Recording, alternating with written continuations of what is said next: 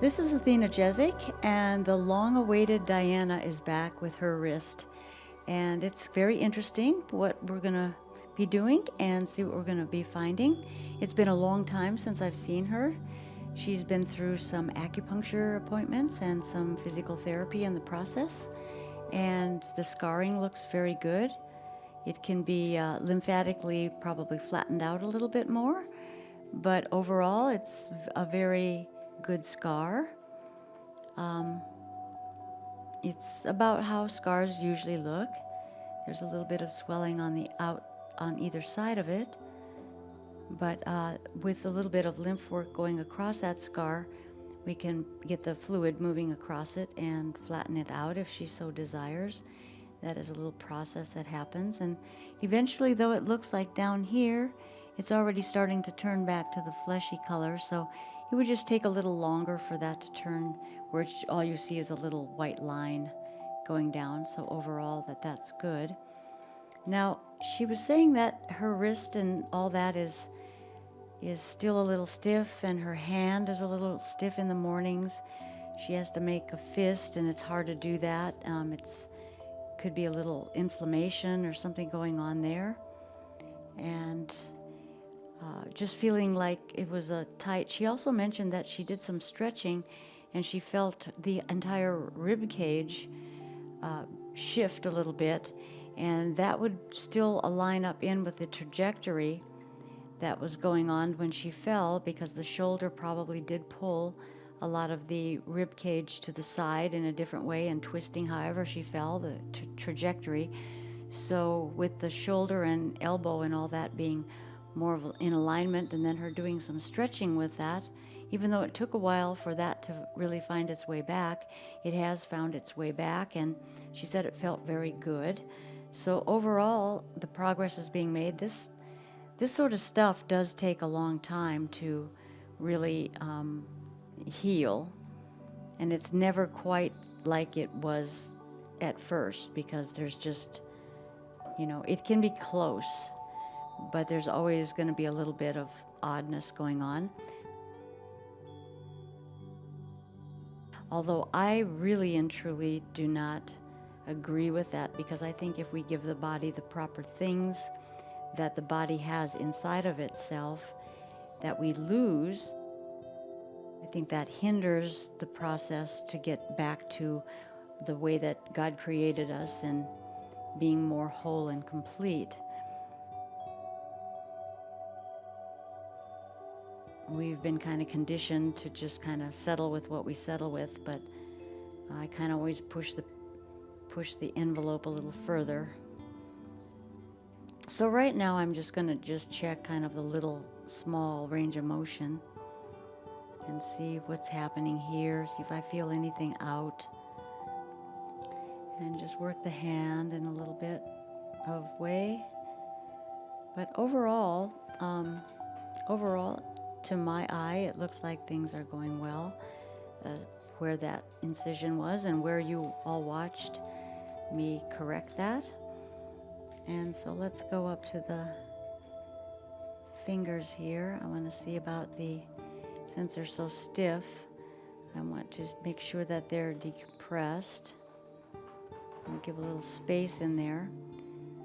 More than likely there's a little inflammation, and it can be very damaging.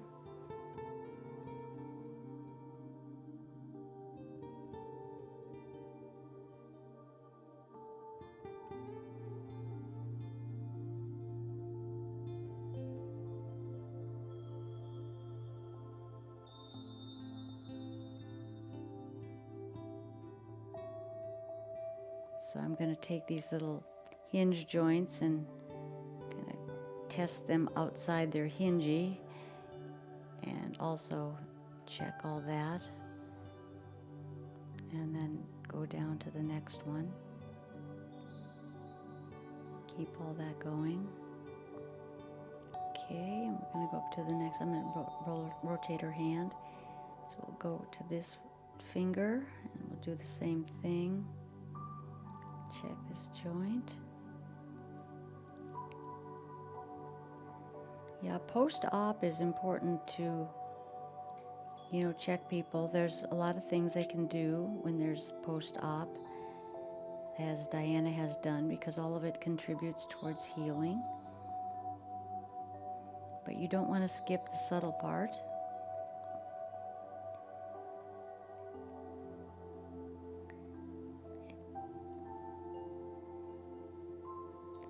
So here we go up to the joint. There's a little bit of swelling in there, and that suggests to me that there is some inflammation. Just feels a little watery in there. Plus, I think she has a job that she probably works with her hand quite a bit, so that would be another contribution towards possibly a little stiffness that's going on. You see some kind of redness there, so there's something fiery going on. It's not overly hot. So you want to also sometimes feel the temperature on the skin if things look funny.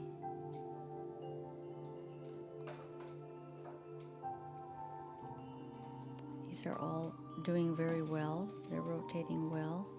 Doesn't feel like there's any real stuck stuff.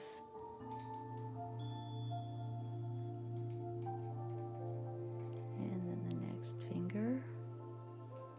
You just want to take your time with all this.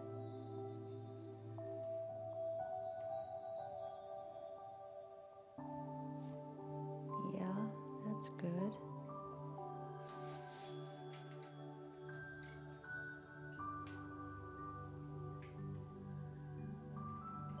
And a little rotation, and yeah, I can feel where there's a little stiffness going on. It is important to, keep working this, because if the joint gets to where it's not taking its full range of motion, it'll eventually fuse, and then you'll just have a fused joint, and then there's not really anything you can do for that, unless you might want to re-break it or something. But I don't think that would be a good idea, because these joints are little. Okay, so I'm gonna hold her hand up and just see about the bending of it all. Bending the thumb under, and then bending these fingers under. Now there, it feels pretty flexible here after the work that we did. And I imagine that later in the day it's always a little bit more flexible than first thing in the morning.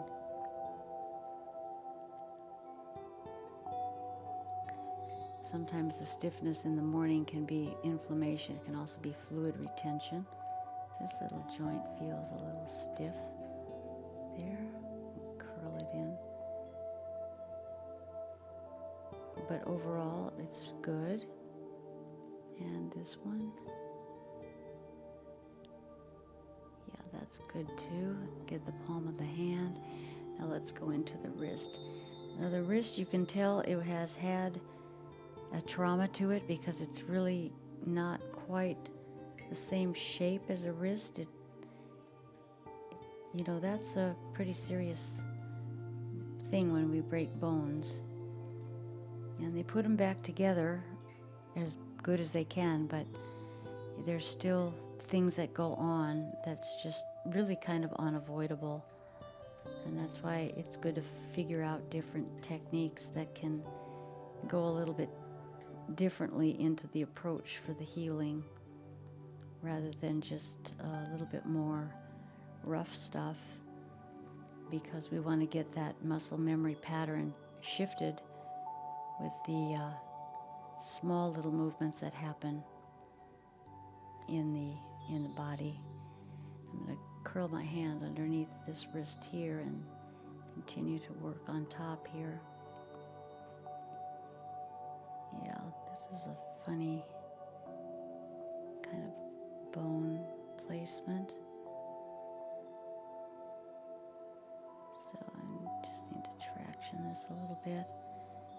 And I'm gonna do a stretch up to her elbow with the fascia.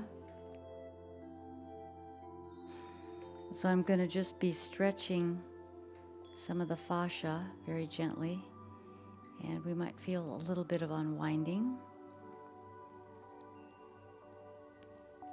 which I am feeling. I don't know how much Diana is feeling because this is very subtle. One thing is she has gotten this work done quite a bit, and she's also very body aware. And those kind of people do feel things in a deeper, more subtle way than people who are more detached from their body.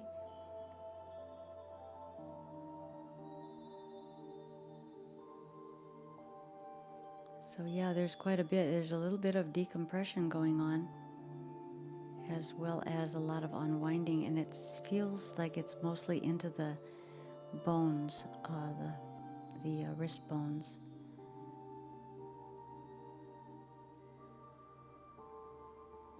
Now, some of that unwinding, as little as that is, it could be restricting some of her movement, because the fascia is like a web, and this web moves. It's quite incredible. The web has to move with our movement, and each little thread on that web can't touch each other as it moves, which is just incredible to watch the actual fascia move. It's absolutely, oh, there was a jump in her hand, so something let go. It's absolutely incredible to see that structure, the way that it works. So if that gets tangled up, there's going to be restriction.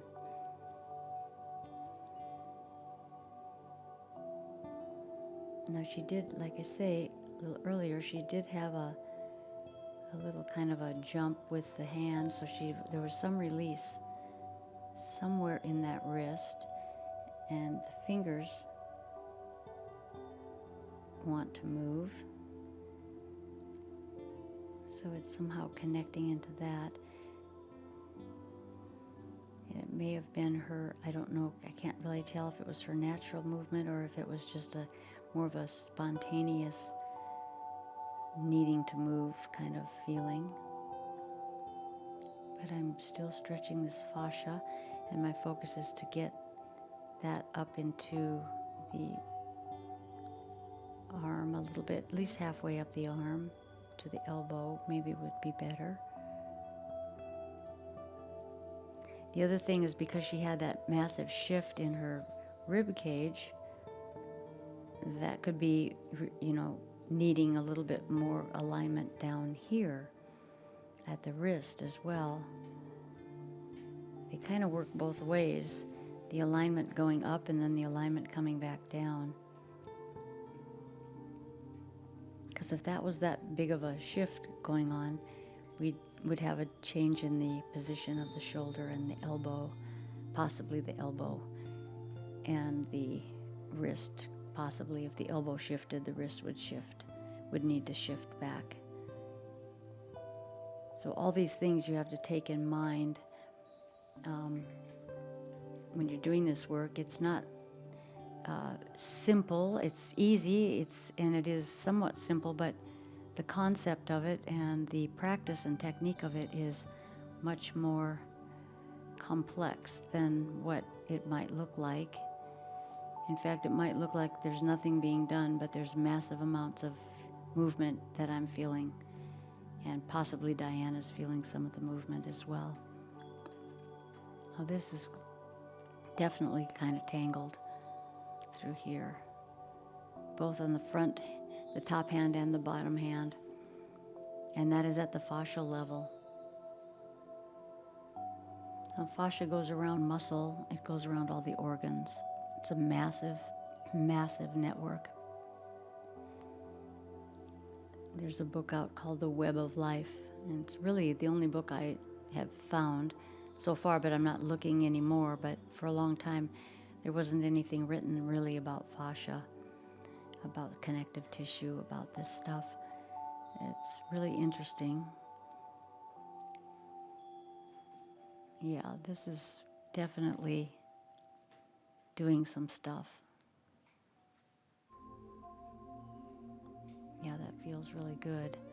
Now, these techniques are things that you're going to learn in my subtle alignment course. So if you are a therapist and you are interested in learning some of this, keep an eye on that. There's going to be more and more segments of this happening. And that way you'll learn the actual technique of it. Because right now there's several things going on with what I'm doing to get this to change. I'm doing more than just holding her hand. And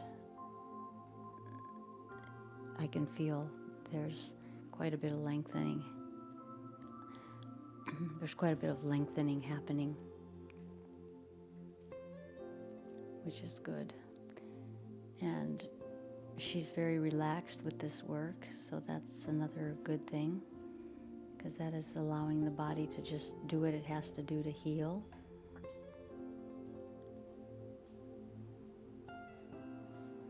Now let me see the range of motion here with the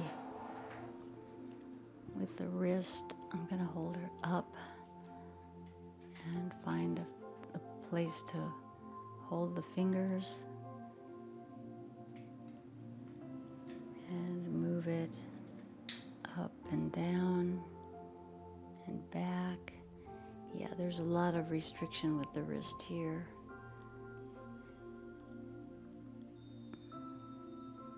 So let's see if we can separate some of these tight spots. And it may not ever go, oh, there was a jump. It may not ever go back like it was for normal, but it might make a little bit more of a backward motion, an extension of the forearm. And so let's pull up with the fingers. So right now there's several things happening. There's traction in several places that I'm doing, as well as unwinding. So my hands are doing two different things. Each hand is doing two different things. And the pressure is very light, but it's enough to anchor.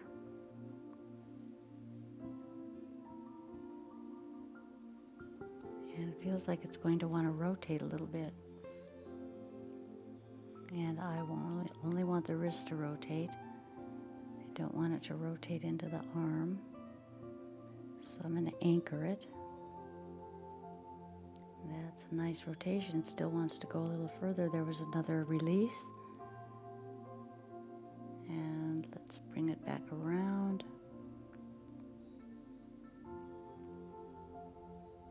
And it doesn't want to go back yet, so we're going to continue to go in that torquing direction. There's another release. So there's something going on there. And there's a lot of releasing going on under my fingers right here. And it's wanting to continue to rotate. I've got to be sure I'm anchoring that arm. Okay, now it's going in a different direction. The wrist is saying, I want to go to the side, kind of like a side bend. And it may not look like there's much going on, but you have to remember it's at the very subtle level, and that's very significant. It's a lot more involved, and it's overlooked with all kinds of other therapies. It's just overlooked. The corrective therapies, there's been several jumps now in the hand with it going this direction. And now it wants to go to the back, to push back a little bit. By back, I mean there's a lot of releasing happening. A lot. Just incredible amounts. It's almost kind of like riding on a bumpy road. Yeah, the releases is happening mostly on the top part of the arm, the wrist. And that's what I'm focused on, to get that to bend farther backwards. So there is quite a bit of releasing going on there. It wants to do it. It just hasn't had the opportunity to do it. Sometimes the more aggressive kind of things done to try to regain movement is so traumatic on the body that the muscles and all that will tighten up. And also, if it's done too quickly, you won't ever get a new pattern, muscle memory pattern, because the neural pathways cannot make a new pathway when it's done quickly. And there's a lot of releasing right in the wrist. It's just happening almost like rapid fire, which is good. Okay, just a little bit more, and then we'll see what's going on. So I want you to all remember that injuries, they take a long time to really heal completely. And unfortunately, a lot of people think things are fine, but then there'll be some issue come up later on.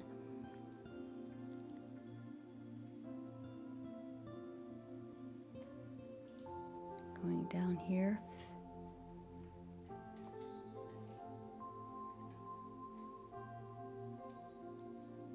Now, although it doesn't look like there's a lot of change in this, it's much softer in through here.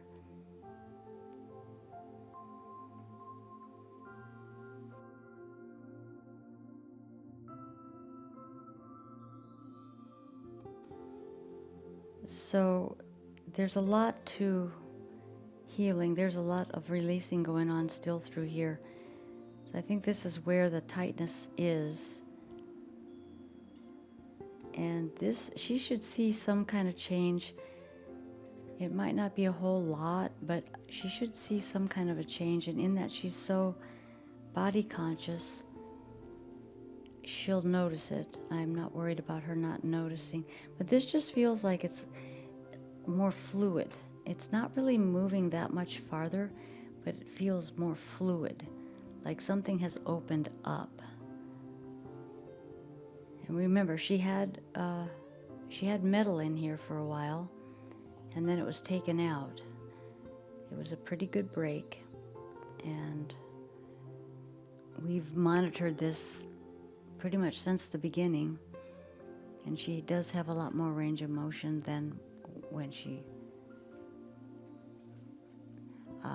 had the first accident, the very first video we did. It was better after the metal was taken out. And I think that she's going to get a lot more range of motion here as time goes on, probably through the 48-hour thing.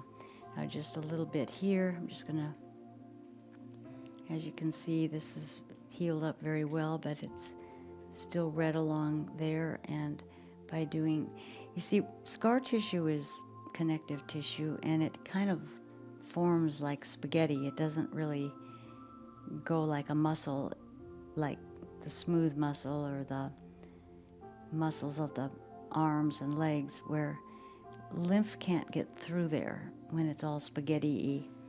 So the idea is to work it back and forth in certain ways to get it to soften up and to get it to move into a smoother spaghetti noodles. We're like combing out the spaghetti noodles so that the fluid can cross this line. And that's when it really takes a lot of these hardened scars away.